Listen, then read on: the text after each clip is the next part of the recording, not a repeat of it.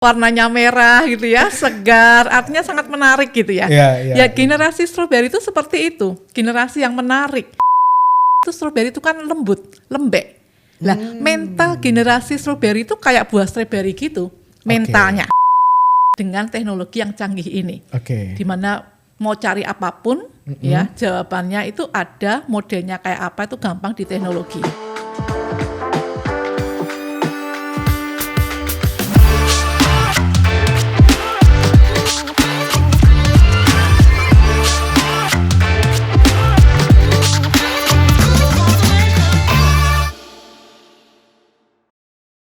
Halo, shalom semuanya, kembali lagi di program kita Today's Message Podcast bersama saya Jose Claudio, dan hari ini kita sudah kedatangan narasumber yang pastinya Anda juga sudah pernah mendengar podcast di studio ini, dan langsung aja sudah ada Ibu Krisna Dewi Maharti. Wow, halo Bu Krisna. Ya, halo Kak Jose, kabar baik, puji Tuhan. Puji Tuhan. Ya. Gimana Bu?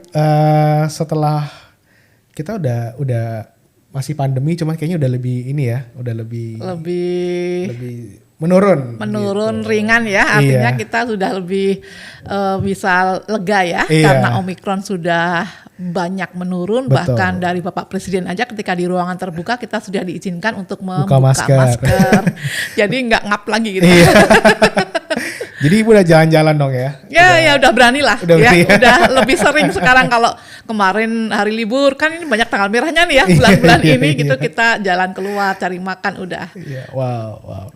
Oke Bu, hari ini kita akan ngobrol tentang satu topik yang menarik ya, dan mungkin ini sangat baik disimak oleh para orang tua, bahkan juga buat anak-anak muda juga perlu belajar tentang strawberry generation.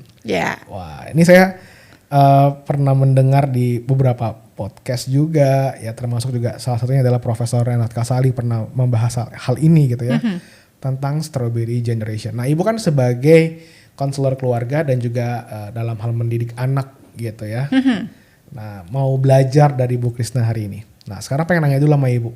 Menurut Ibu sebenarnya apa sih satu penjelasan mengenai strawberry generation? Kenapa namanya strawberry gitu kan? Mungkin masih ada yang bingung gitu. Kenapa strawberry? Padahal strawberry kan enak gitu ya. Tadi saya mau kesini tuh mau bahas strawberry, nggak ada stoknya gitu. Oh gitu ya. Buat ilustrasi ya. Iya, buat ilustrasi karena warnanya merah gitu ya, segar, artinya sangat menarik gitu ya. Ya generasi strawberry itu seperti itu, generasi yang menarik. Yang kita nggak bosen lah lihat karena mereka sangat kreatif ya, mereka sangat cerdas, bersemangat. Tetapi kalau Kak Usia nanti pulang ini cari strawberry gitu ya, kemudian dimakan, itu strawberry itu kan lembut, lembek. Nah, mental generasi strawberry itu kayak buah strawberry gitu. Mentalnya. Ya, jadi gampang rapuh, gampang sekali baperan ya, anak bahasa sekarang kan makan hati, sakit hati gitu ya, tersinggungan, putus asa. Nah, ini bagian dari hal-hal yang mewarnai generasi strawberry. Mereka cerdas, mereka energik ya, jadi kelihatannya memang menarik nih, dan kita senang karena mereka inovatif gitu ya, sangat-sangat kreatif gitu ya ketika menyelesaikan pekerjaan atau melakukan tugas. Kalah deh kita zaman-zaman old ini. Mereka tuh kalau bikin gambar-gambar, bikin video-video itu sangat kreatif, kontennya juga bagus. Hanya memang ketika menghadapi sebuah tekanan. Nah, ini tekanan baik dalam keluarga, dalam pergaulan, dalam dunia pendidikan mereka, itu mudah sekali putus asa dan lembek tadi, sifatnya kayak buah stroberi. Kira-kira begitu gambaran dari generasi strawberry. Jadi menarik di luar, kelihatannya cantik, pokoknya bagus gitu. Tapi begitu good looking lah ya. Iya, begitu ditekan gitu hancur. Betul. Iyalah, lembut dan rapuh. Lembek. Ya, lembutnya sih nggak apa-apa, tapi lembeknya itu yang jadi masalah ya. Iya, betul ya.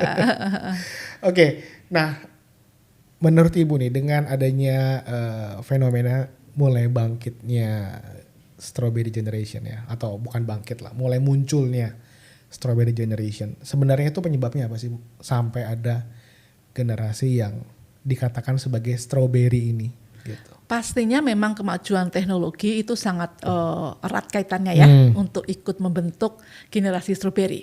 Tetapi kenapa tuh Bu?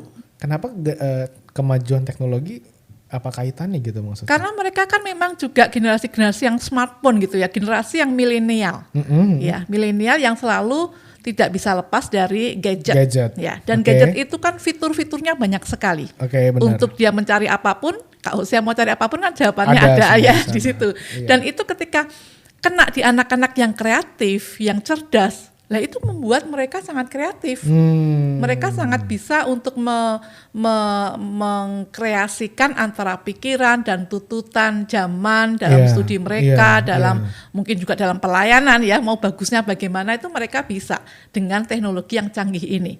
Di mana mau cari apapun ya jawabannya itu ada, modelnya kayak apa itu gampang di teknologi. Nah ini membentuk generasi strawberry. Tetapi jangan salah bahwa peran keluarga khususnya pola asuh orang tua itu juga erat sekali bahkan kental untuk membentuk generasi strawberry. Pola asuh. Pola asuh kita ingat sebentar ya, ada 4 gitu ya. Ada yang demokratis gitu ya, ada yang otoriter, ada yang memanjakan, ada yang masa bodoh. Nah, untuk generasi strawberry ini yang ditonjolkan adalah pola asuh yang memanjakan. Karena generasi strawberry ini tumbuh hidup di era yang mereka sudah sejahtera orang tuanya itu. Itu salah satu cirinya. Iya. Kalau dulu yang masih bertani mungkin masih susah di kampung makan aja gitu ya. Sekarang udah hijrah ke kota, udah bagus bisnisnya dan sebagainya gitu ya. Betul. Lah ini kesejahteraan orang tua karena mereka berhasil dalam bisnis, usahanya gitu ya, pekerjaannya. Ini membentuk atau membuat sikap orang tua juga berbeda dalam mendampingi anak yang kemudian terwujud generasi strawberry ini. Mereka mempleaserkan, mempersilahkan apapun yang mereka inginkan. Ya, Ma aku pengen ini, beliin dong. Oh ya, mau ini itu. Saya mau sampai malam deh ini mengerjain tugas ini sampai jam 3 pagi, jam 1 pagi, begadang, kemudian kongko ya kesana kemari, kongko gitu ya. Dan semua difasilitasi karena bentuk dari orang tua juga yang kompensasi mereka sibuk mereka sibuk di luar, tapi duit banyak nih, wis tak kasih aja semuanya. Plus juga mereka nggak mau anaknya ngalamin kayak dulu. Betul. Gitu ya. Nggak mau mengalami seperti dulu di mana mereka susah. Yang apa-apa kok kayaknya harus nabung berbulan-bulan atau bertahun-tahun. Tapi sebenarnya di situ yang membuat orang tua itu jadi kuat dan bisa berhasil ya Bu. Tough ya, betul. Bener kan ya? Kan orang tua kan pengennya biasanya supaya anaknya tidak mengulangi lagi nih pengalaman-pengalaman seperti kesulitan itu. Tapi sebenarnya kalau kita pikir-pikir lagi, itu justru menjadi titik di mana setiap orang-orang ini, orang tua yang dulunya sulit, sekarang malah jadi berhasil gitu kan ya Bu. Ya, makanya di generasi strawberry ini orang tua harusnya tetap menanamkan daya juang. Nah, berarti yang kurang daya juang. Betul, makanya membentuk mental yang generasi strawberry yang lembek. Karena papa dikasih, wah aku juga gak mau disibukkan dengan anak, toh saya mau juga mencari uang yang lebih, yang tinggi dengan banyak waktu di rumah, di kantor, usaha bisnis. Sekarang apapun yang diinginkan anak saya beri deh. Ya, kemudian anak diajar untuk apapun juga dibantu, difasilitasi. Inilah yang pola asuh memanjakan tadi sangat besar pengaruhnya atau ikut andil untuk membentuk generasi strawberry. Oke. Jadi kalau gitu sebenarnya harusnya supaya tidak terjadi generasi strawberry ini, berarti orang tua tetap harus tadi yang Ibu bilang ya, menanamkan daya juang sekalipun memang mungkin kesejahteraannya lebih baik. Ya kan? Betul. Makanya kehadiran orang tua itu nggak harus untuk menanamkan daya juang itu kan melalui teladan, melalui nilai-nilai yang diberikan khususnya bapaknya nih, karena dia kepala keluarga toh. Kamu mesti jangan menyerah, pasti bisa. Papa dulu walaupun nggak membandingkan ya, tetapi papa dulu juga sebetulnya sangat terbatas. Kamu kan sudah ada fasilitas, harusnya bisa lebih. Ya coba papa ingin lihat bahwa kamu lulus dengan hasil yang baik. Ya andalkan Tuhan pastinya ya. Kemudian diajak ngobrol-ngobrol, kemudian bagaimana perjuangan kita seperti saat ini. Kalau kita bisa meraih kesejahteraan secara ekonomi, keluarga kita itu juga karena berkat Tuhan, berkat kerja keras orang tua. Lah anak akan terbuka mindsetnya, pikirannya bahwa dia nggak boleh hanya sekedar mengandalkan fasilitas orang tua, tetapi juga tenaga, daya juang, karakter untuk pantang menyerah ya, never give up itu harus dimiliki. Oke. Nah berarti dalam prakteknya adalah setiap orang tua juga harus mendidik, mengajar dan mengajak untuk mereka bisa mulai tetap berjuang, tetap gigih. Nah ini kalau misalnya ibu lihat nih, ada nggak sih nanti kaitannya dengan dengan generasi yang ada sekarang nih ya? Saya lihat banyak anak-anak muda tuh sedikit aja pressure di kerjaan, cabut gitu kan. Wah, resign deh, bosnya begini. Nah itu juga bisa pengaruh ke sana ya Bu ya? Ke dalam dunia kerja yang ada di kehidupan saat ini gitu ya. Sangat berpengaruh ya, karena memang dia kan selama ini sebagai generasi strawberry itu tadi yang saya katakan semuanya difasilitasi gitu ya. Orang tua juga kompensasinya ngasih apapun ya, kelonggaran kebebasan kepada anaknya. Sebagai wujud mereka juga selama ini kan nggak bisa memberikan waktu yang banyak gitu ya. Jadi apapun yang dimintai anak dia fasilitasi dan diiyain sehingga ketika ada benturan di kantor misalnya dituntut lebih, wah ini payah nih karena dia selama ini nggak pernah banyak tuntutan di rumah. Ya ini jadinya gampang sekali putus asa, malas gue mau cabut lah, pindah kerjaan seperti yang Kak Usia tadi katakan. Benar. Padahal nanti tempat lain pasti juga ketemu lagi. Inilah kadang-kala kemudian aku pokoknya nggak mau kerja dimanapun. Saya mau kerja di rumah saja. Aku bisa kok fotografer ini, saya bisa kok bikin ini, bikin itu. Nggak bisa bersinggungan. Makanya generasi strawberry itu kadang-kala juga ansosial. Ya, jadi malas ketemu dengan orang lain. Dia sudah asik dengan dunianya, dengan gadgetnya. Dia bisa bekerja sambil bermain. Itu juga. Dan bahayanya adalah ketika orang-orang yang atau anak-anak di dalam generasi strawberry ini jadi pemimpin ya. Maksudnya diangkat jadi pemimpin di perusahaan atau di mana. Karena mereka pasti juga akan menanam, maksudnya akan membiasakan anak buahnya juga pasti bisa dengan cara yang sama gitu ya Bu ya. Model dia yang dibesarkan. Dan apalagi kan kalau udah jadi pemimpin kan pasti pressure-nya makin besar. Nah itu bisa juga ada pergolakan ya di dalam dunia kerja juga ya, ketika orang-orang atau anak-anak yang di dalam generasi ini tuh nggak diperbaiki gitu. Betul. Makanya sebagai pemimpin tuh ketika pemimpinnya itu perusahaan keluarga, ini itu dia tuh. Itu kan kemudian ya mau nggak mau ya generasi kesekian itu ya anak saya dong yang pegang tanpa dilatih mental daya juang, kemudian kecakapan secara intrapersonal, memahami orang lain. Harusnya pemimpin itu kan memberdayakan anak buahnya supaya juga bisa menjadi seperti pemimpin benar. Jadi dia tahu tanggung jawabnya, tahu ini visinya lembaga ini atau perusahaan ini mau dibawa kemana, bagaimana mencapai keuntungan yang maksimal, memberdayakan, bukan sekedar istilah atau jabatan pemimpin. Lah kalau pemimpin dalam sebuah perusahaan yang besar tentu dengan pilihan-pilihan ya, mereka dengan apalagi kalau dengan lembaga-lembaga pendidikan, kapasitas pengalamannya, nilai akademisnya, kemudian dia pernah bikin apa sebagai profesor atau doktor, keilmuannya kayak apa, itu teruji ya, lebihlah kita bisa lebih lega menjaminnya itu karena prosesnya memang luar biasa ya, melibatkan. Tapi kalau dalam keluarga ya ini betul Kak Usia tadi bisa terpengaruh, kemudian udah ya lakukan aja, ini gimana Pak, wes terserah kamu lah gitu kan, nggak mau pusing kan dia, itu bisa membuat perusahaan hancur juga. Apa yang dibangun sama orang tuanya dengan cara pola yang pikir yang pemimpin yang keliru, yang lembek gitu. Oke, nah kalau kita kan tadi lihat ya Bu, bagaimana dari sisi kelembekan dari generasi strawberry ini. Tapi sebenarnya hal apa sih yang bisa kita lihat juga nih, sebenarnya ada potensi yang bisa terus dikembangkan dari generasi ini gitu. Ada nggak yang Ibu bisa lihat? Ada. Anak-anak tuh cepat kreatif, jadi sebetulnya kerjanya pun lebih cepat. Kerjanya lebih cepat ya? Lebih cepat, karena mereka kan kreatif dan cerdas. Dengan gambaran seperti strawberry yang merah, yang merona, yang menarik itu, dia tuh cepat bekerjanya. Makanya kadang-kadang bahkan bisa bekerja sambil bermain gitu ya.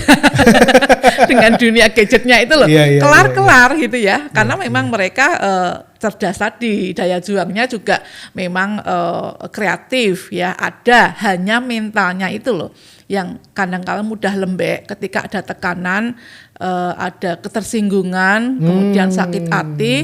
Kemarin saya ya beberapa waktu yang lalu lah, bulan lalu tuh ada anak yang berkonflik dengan orang tuanya. Dia mengatakan, saya nggak mau ini, kok saya disuruh bermasalah di dalam keluarga, saya ditunjuk sebagai orang yang bermasalah, anak yang bermasalah. Saya dibilang ateis gitu ya. Ini harusnya yang konsultasi ke Bu Krisna itu papi mami saya, bukan jangan saya. Gitu. Terus, oh gitu, tenang, saya bilang gitu. Nanti papi mami juga akan konseling kok ya, akan saya temui. Nah gitu dong Bu, bilangin ke mereka. Lah ini, inilah yang dibalik kecerdasannya, kepandaiannya, dia pinter bikin karikatur, gambar macam-macam. Kalau mencurahkan perasaannya itu dengan gambaran-gambaran yang sangat-sangat indah ya, kreatif. Tetapi kalau udah sakit hati ya sudah, lembek sekali, rapuh, merasa nggak berdaya, gitu. Dan juga bisa mudah menyerah ya Bu. Ya, betul. Mudah putus menyerah, asa. Maksudnya kalau udahlah, males lah gitu kan ya. Tadi saya bilang akhirnya mau keluar kantor lah, mau pindah kerja. Mudah sekali seperti itu, menyerah. Dan juga dalam hal konflik ya, tadi Ibu langsung bilang mudah tersinggung, kecewa dan sebagainya. Nah oke Bu, itu kan kita udah lihat ya kira-kira gambaran dari Strawberry Generation ini seperti apa. Nah sekarang yang saya mau tanyakan adalah bagaimana nih sebenarnya kita seharusnya mendampingi. Mungkin yang pertama adalah bagaimana supaya kita bisa tidak terbangun atau menanggulangi gitu lah ya. Menanggulangi anak-anak kita supaya tidak menjadi strawberry yang mungkin cantiknya terus juga menariknya tuh nggak apa-apa gitu kan, tapi kelembekannya ini kan yang kita mau atasi gitu ya. Bagaimana supaya itu tidak terbangun, tidak terjadi generasi di bawah kita seperti itu lagi. Itu yang pertama. Dan yang kedua, kalau sudah punya anak yang seperti itu, kita sebagai orang tua sebaiknya seperti apa sih? Ya, supaya kita melihat anak kita itu tidak hanya cantik secara luarnya ya, tetapi karakternya ya, mentalnya juga kuat. Memang sekali lagi tidak bisa tanpa kehadiran orang tua. Jadi orang tua itu harus punya waktu khusus untuk membangun komunikasi dengan anak, keintiman hati, ya, kemudian mendoakan.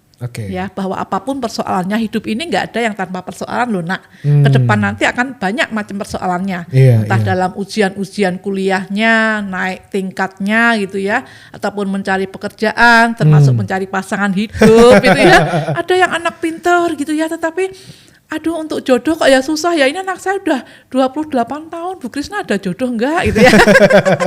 Ya, kemudian karena dia semuanya sudah serba bisa, pandai, lihat orang lain kayaknya mengecilkan, itu paling cuma kayak anak-anak, itu nggak sepinter saya. Nah, ya itu seringkali jadi susah cari pasangan tuh karena begitu betul, ya Bu ya. Karena dia sebetulnya sudah terlatih biasa sendiri, mandiri dan bisa. Lah, jangan sampai kita punya anak yang hanya sekedar juga bisa mampu segalanya, tetapi secara emosi itu untuk membangun relasi sosialnya nggak bagus ya. Lah ini makanya kalau orang sehat itu kan secara kognitif ya, akademisnya juga bagus, secara sosial juga dia terbuka, berrelasi, secara emosi juga nggak baperan tadi, nggak putus asa, nggak lembek, secara fisik juga nggak ingusan terus gitu ya. Dibilang anak ingusan gitu. Itu dia, anak ingusan gitu ya. Nah ini orang tua harus hadir memberikan masukan-masukan, ya, nilai-nilai daya juang kehidupan yang benar, kemudian mendoakan. Kemudian dia memenuhi apa yang menjadi bahasa cinta anak. Kalau memang dia suka dipeluk ya kita kasih pelukan. Ketika suka dilayani ya kita kasih pelayanan yang memang kesukaan dia apa. Apakah kita ajak jalan-jalan, kebersamaan. Kita harus peka itu supaya anak kita nyaman, merasa dicintai. Kalau itu yang terpenuhi dirasakan anak kita, maka orang tua memberikan masukan apapun, termasuk nilai daya juang tadi ya, kamu nggak boleh menyerah ya. Ini sebentar lagi kamu pasti lulus kok. Ini kan ada beberapa juga anak yang nggak lulus karena keenakan di rumah pandemi. Menyalahkan dosennya nggak hadir kok, padahal online ada. Dia ketiduran terus ya. Nah, ini yang kemudian Strawberry Generation mudah menyalahkan pihak-pihak lain, termasuk orang tua yang memiliki otoritas di atasnya. Istilahnya mereka tuh nggak mau disinggung apa dia apa ya, disalahin gitu, nggak bisa. Jadi kayaknya pokoknya gue udah buat yang bagus, pokoknya yang lain juga harus oke aja deh. Iya, harus oke aja gitu, harus terima gitu. Jadi kalau di kantor bosnya, ini saya nggak approve nih gitu, bisa marah. Iya. Ya terus kemudian siap-siap hengkang tadi. Iya. Makanya kalau pertanyaan yang kedua kemudian bagaimana nih ketika anak sudah terlanjur menjadi strawberry generation gitu ya. Ayo, nggak ada kata terlambat. Kita memulihkan. Kita pulihkan, kita akui kalau memang mungkin kita pola asuhnya keliru. Iya. Mama sama papa selama ini terlalu sibuk di luar rumah. Gitu ya. Sehingga kamu kok kayaknya nih bekerja keluar masuk gitu ya. Ada apa? Ajak komunikasi kembali. Ya, 4 mata kalau anak kita pria mungkin bapaknya nih yuk hadir, mungkin sengaja ambil waktu nginep bersama tapi mereka yang sekamar berdua, ibunya ya sama anak perempuannya misalnya, supaya ada ketangkep nih akarnya apa. Kalau tidak ya memang susah, daya juangnya nggak ada ya konseling supaya generasi strawberry ini bisa dikuatkan kembali. Ada kemarin yang konsultasi ke saya juga itu berkali-kali ibunya nanya kapan lulusnya. Ternyata ketika ke saya dia mengatakan bahwa saya sudah fail. Saya sudah sebetulnya di ultimatum dari kampus tahun lalu untuk tidak bisa melanjutkan lagi. Loh kenapa? Sebetulnya kayak saya salah jurusan tapi nggak berani ngomong ke mama. Wah ini seperti ini kan jadi lembek, hanya bisa nangis. Selama ini ngomongnya bayar kuliah, ternyata nggak dibayarin. Oh gitu? Ya. Ini kan jadi orang tua yang kecolongan ya. Nah ini nih bagian dari kita orang tua kurang hadir. Ya, makanya ketika anak jadi generasi strawberry, yuk kita pulihkan kembali.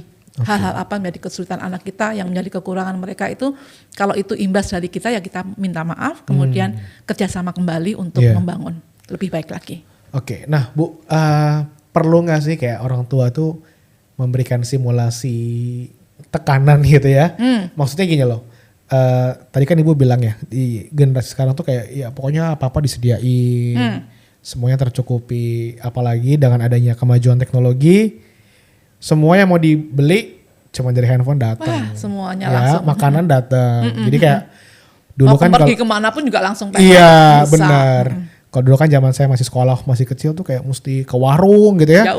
Jauh naik sepeda gitu kan. Terus jadi apa yang kita mau tuh kita mesti ada effort lah, ada tindakan yang kita harus jalanin gitu. Dulu saya ingat banget kalau mama saya lagi bikin kue, saya mesti beli itu kan ya, beli mentega, beli telur, terus terigu gitu ya. Jadi tolong kamu ke warung beli ini gitu. Nanti kan. Baru boleh makan kuenya. Gitu. Iya, jadi kesana terus bantuin juga mama bikin gitu. Kalau sekarang kan mau kue gitu, tinggal pesan gitu kan ya. Nah maksud saya perlu nggak sih kayak orang tua tuh memberikan simulasi, artinya gini, tidak semuanya tuh langsung harus dipenuhi gitu apa yang dia mau. Misalnya itu yang pertama. Terus yang kedua, mungkin perlu nggak kita memberikan satu misalnya tugas-tugas atau apapun yang lebih mungkin ditingkatkan frekuensinya atau bobotnya supaya mereka juga terlatih gitu dalam mengerjakan tugas ataupun apa yang dipercayakan orang tuanya gitu. Karena kan saya percayakan semuanya dimulai dari rumah ya Bu. Sebelum ke kantor, sebelum ke sekolah, sebelum ke kampus itu kan di rumah. Gitu. Kalau di rumahnya kayaknya no pressure gitu kayaknya kan. Ketika gurunya kasih pressure, enak aja lu nyuruh-nyuruh gue, bapak gue aja gak pernah suruh-suruh. Iya betul. Nah perlu gak tuh Bu, kita tuh memberikan kayak simulasi atau mungkin ada yang kita tahan gitu, gimana? Iya, mendidik itu kan juga ajakan Tuhan ya. Firman Tuhan di Amsal kan mengatakan didiklah anakmu maka mereka akan memberikan ketentraman dan kebahagiaan bagimu. Wah, jadi kalau kita gak mendidik, gak mendisiplin, termasuk memberikan challenge tadi ya, tantangan-tantangan kalau Kak Usia bilang simulasi itu bagian dari bagaimana kita memberikan challenge ya, tidak semuanya diturutin. Itu juga saya sendiri melakukan hal itu karena memang supaya anak itu tahu ya kapan dia harus menerima dan kapan dia tidak boleh meminta terus. Jadi ada event-event untuk di ulang tahunnya, di kenaikannya, kemudian memang itu dibutuhkan untuk studinya ataupun perkuliahan pekerjaannya. Misalnya anak saya 2 tahun lalu begitu bekerja udah lulus gitu ya, mah kayaknya laptopnya itu nggak cukup untuk melakukan pekerjaanku yang ini. Nah, gimana? Ya mesti harus yang lebih luas kapasitasnya. Jadi ini kan hanya untuk kuliah gitu ya. Dia mengatakan gimana mama beliin nanti aku cicil dari gajiku.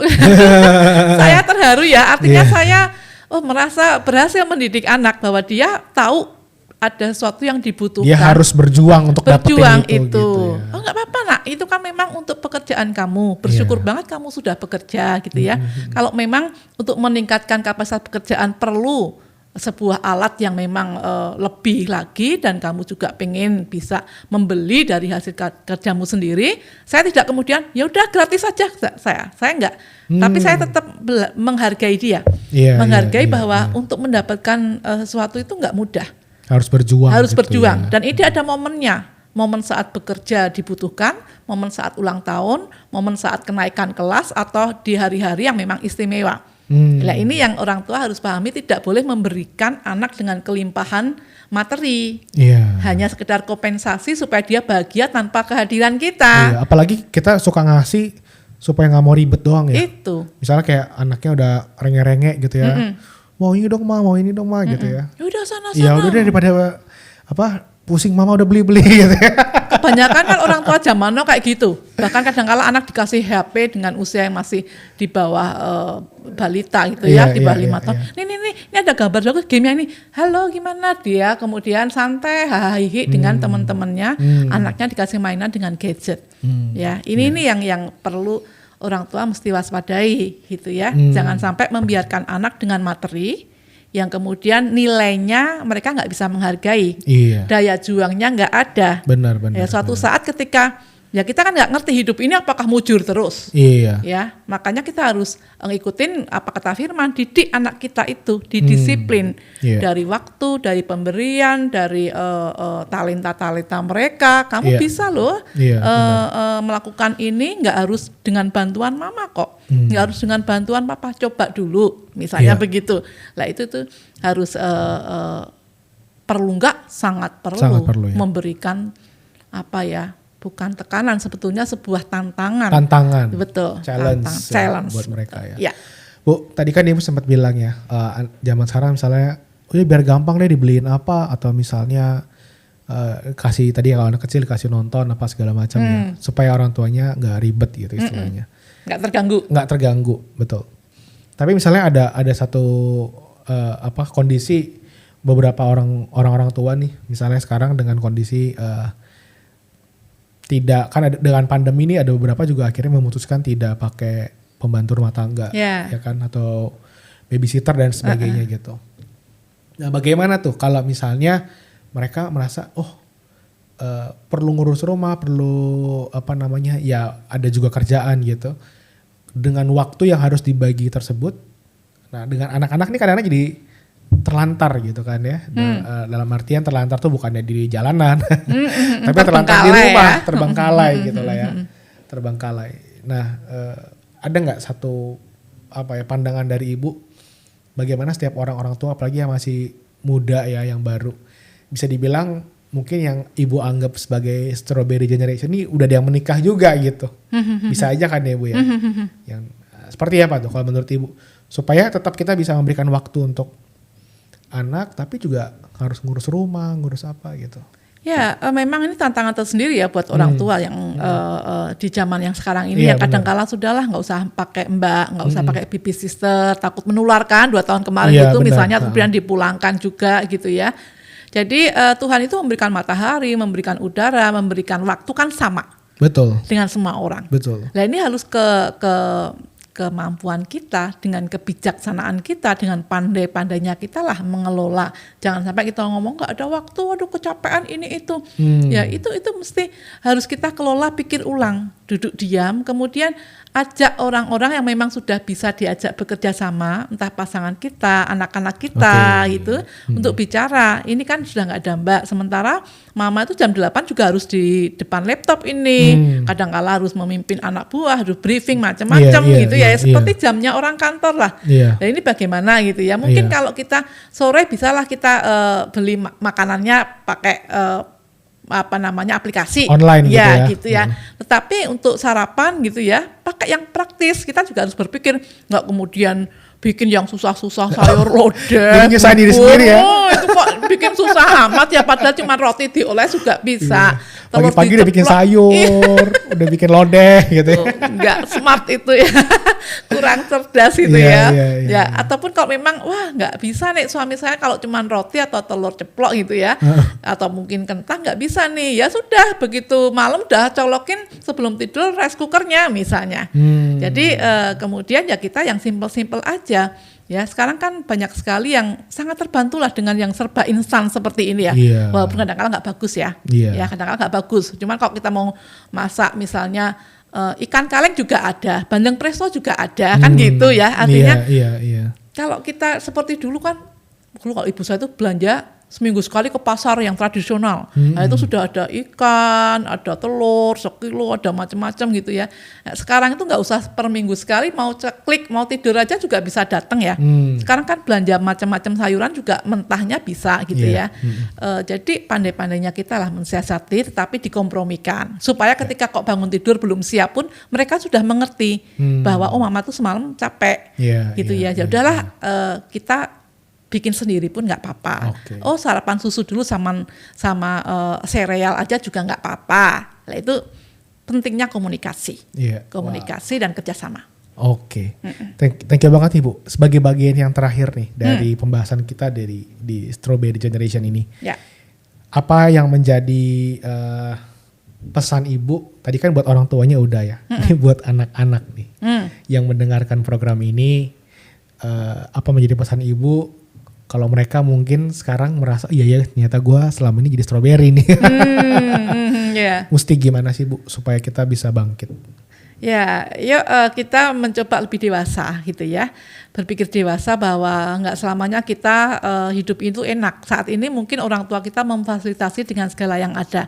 Tapi bahwa suatu saat kamu harus punya anak, bahwa suatu saat kamu harus menjadi kepala keluarga, menjadi seorang ibu yang itu terlepas dari orang tua gitu ya, yang harus tough, harus menghadapi banyak pergumulan tentang pekerjaan, sakit, penyakit, kita kan nggak tahu gitu ya. Latih dari sekarang, jangan terlena. Jangan terlena, jangan memanfaatkan fasilitas orang tua, tetapi uji diri kamu sendiri untuk bisa bertanggung jawab dengan tanggung jawab kamu. Lakukan yang terbaik yang memang kamu bisa lakukan, dan itu tanggung jawab kamu. Coba mulai tidak menggerecokin orang tua deh, ya, mulai meminimalkan kebergantungan dengan orang tua, beralih bergantung sama Tuhan, dan melihat potensi yang Tuhan taruh dalam diri kamu untuk kamu tingkatkan lebih. Misalnya dengan disiplin olahraga, gitu ya, dengan melakukan talenta-talenta kita yang tidak selalu di dalam gadget, ya, tidak selalu dalam gadget, tetapi itu memang perlu niat, juang untuk lebih secara sosial, keluar, membagi waktu, kemudian berkreasi dengan inovasi sendiri, bercakap-cakap dengan orang tua lebih baik lagi, tetapi prinsipnya siap dengan tantangan yang ada, ya, tidak bermanja-manja, latih dari bangun tidur kamu, ya, yang pagi gitu, kemudian melakukan aktivitas yang positif. Kalau enggak gitu susah. Karena untuk menjadi pemimpin harus dengan diri sendiri, kita memimpin diri sendiri dulu, supaya nanti ketika ada tantangan kita, oh ya, aku bisa ini, kemarin udah pernah, saya bisa ini. Kalau ada pergumulan, persoalan, itu bagian dari membuat kita semakin kuat, bukan membuat kamu lembek, harus yakin itu. Wow, intinya jangan cengeng, jangan males. Ya, betul. Itu modalnya untuk melawan generasi strawberry itu. Karena sekarang banyak anak-anak yang ya ibu bilang generasi strawberry itu ya itu intinya cengeng, males gitu kan ya. Betul. Nggak mau ribet-ribet. Nggak bisa di bawah tekanan. Iya. Yang penting gue bisa kerjain bagus, udah lu diam aja semua. Makanya pentingnya libatkan Tuhan terus ya, supaya mereka tetap kuat menjalani hari-hari dan tantangan itu. Kamu nggak sendirian, ada Tuhan yang selalu setia mendampingi kamu, memberikan kekuatan secara supranaturalnya, dan kamu akan melewati masa demi masa, bahkan melalui kemenangan demi kemenangan. Wow, gitu. Melibatkan Tuhan ya. Baik buat anak-anak maupun juga orang tuanya, dua-duanya harus melibatkan Tuhan dalam hidupnya. Betul. Thank you banget buat buat Bu Krisna dari pembahasan hari ini Strawberry Generation. Jadi buat yang dengerin podcast ini, baik Anda orang tua maupun juga Anda mungkin anak-anak, yuk belajar sama-sama untuk kita mau men-challenge diri kita jadi generasi yang lebih kuat. Sehingga tantangan apapun di depan sana kita harus siap. Yeah. Oke, sampai ketemu di program kita Today's Message Podcast di minggu yang akan datang. Tuhan Yesus memberkati.